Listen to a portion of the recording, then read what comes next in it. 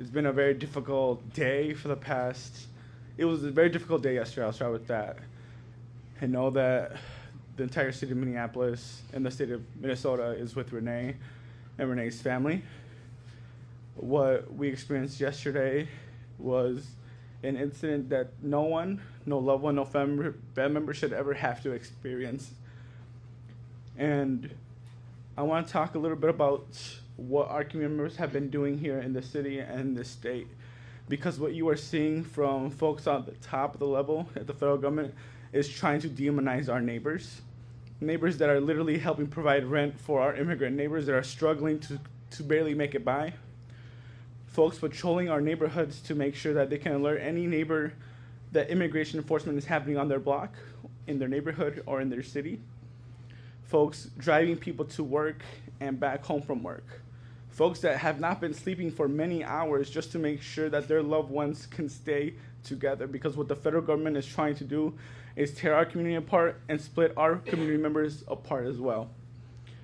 And what we need from the community right now is to continue to patrol our neighborhoods, continue to observe the illegal actions by the federal government, because they are completely illegal. Mm-hmm. And the reason I am saying that is because we need people to continue to stand up. What happened on 34th and in Portland should have never happened. We need that ICE agent and those ICE agents that were complicit in that act to be immediately arrested. That's right. Right. We need these ICE agents immediately fired. That's right. And they need to be held accountable for their atrocities. Mm-hmm. And we will take nothing less than that.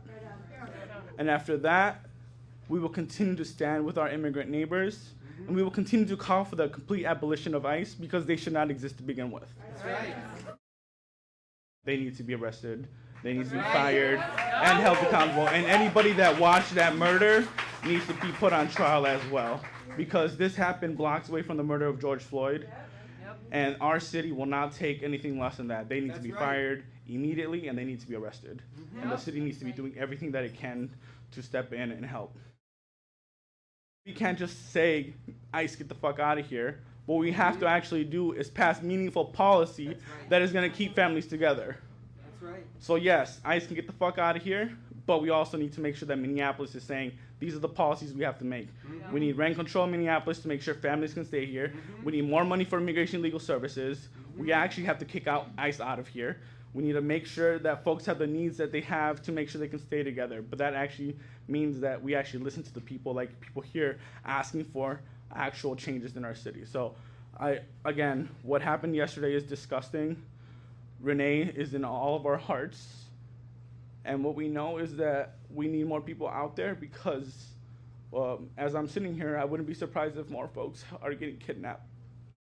The whole city is coming out. Everybody is an observer, and everybody cares about their neighbors getting kidnapped and brutalized in this city. Renee Good. Renee Good. Renee Good was an observer. She was not a threat. She was not committing a crime. She was not endangering anyone. She did not deserve to have her life taken. Observers exist to protect accountability. They exist because communities know that unchecked power kills. And Renee Good paid the ultimate price, simply for witnessing, for being present, for caring enough to show up. Her death is not an isolated tragedy. It is the predictable outcome of systems that treat human life as collateral damage. TCC4J joins the community's demands to release the names of the ICE agent who murdered our sister, prosecute, and jail him. And we join people across the country demanding that ICE get the hell out of our cities right now. Justice for Renee Good. ICE does not get to come here and terrorize our communities and murder our community members in broad daylight without the people standing up and fighting back. They can be prosecuted either in state court or in federal court, obviously either by the U.S. Attorney's Office or by a DA's office. They have defenses to criminal charges that an ordinary person on the street wouldn't have, but they absolutely can be prosecuted. Any law enforcement officer in the United States has the ability to defend against a charge of excessive force or deadly force by saying that they acted when they were in reasonable fear for their lives or for the lives of someone else. So, and the courts typically do not try to second guess the agent or officer. They try to look at what a reasonable person or reasonable officer in that individual's position would have done at the time. Basically, everybody has sort of rushed to judgment about what actually happened, with the federal officials saying she was a terrorist, she was trying to kill him, and the state officials, including the governor, saying this is completely wrong and it's propaganda. It seems likely that at a minimum, there'll be an investigation and, a grand jury investigation, and they'll see if they should indict. But it does seem, given the heightened political situation, I would expect to see an indictment, yes. Given the situation where he's very close to the car, and it is ambiguous. I mean, you can see one video, it looks one way, another video makes it look a different way. They're going to basically try to see like how credible does the officer seem, and he's going to have to testify in court for his.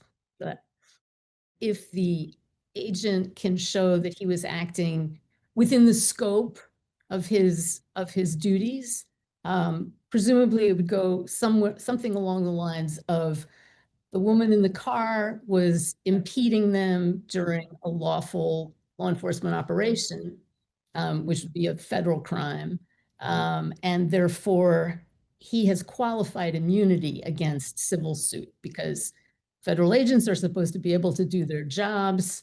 So it's all basically about, one, was it reasonable for him to shoot, basically based on reasonable fear? And equally, did this shooting happen while he was in the regular operation of his duties? Which it does kind of sound like it is. The real question is going to be, it is really a factual one, which I don't think anybody is in a position to determine right now, which was going to turn on, was the officer actually in danger? Or even if he wasn't, did he reasonably believe he was?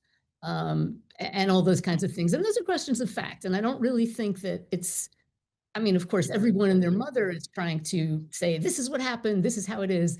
But I just don't think that is not how things should work. There should be like a rational, calm, factually based investigation